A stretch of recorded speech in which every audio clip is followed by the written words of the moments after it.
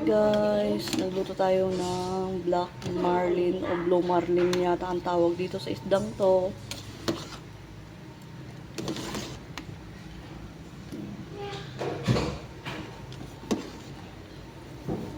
Ayan guys, ulo. Sarap.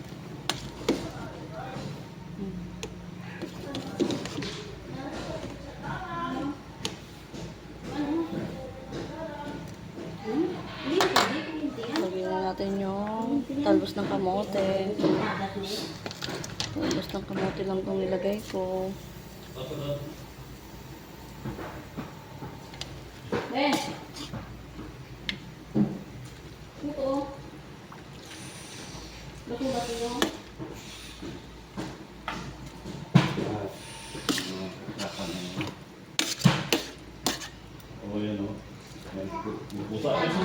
Ito nga pala din siya ating pampaasim. Kalamansi. Kalamansi lang aking gagawin pampaasim.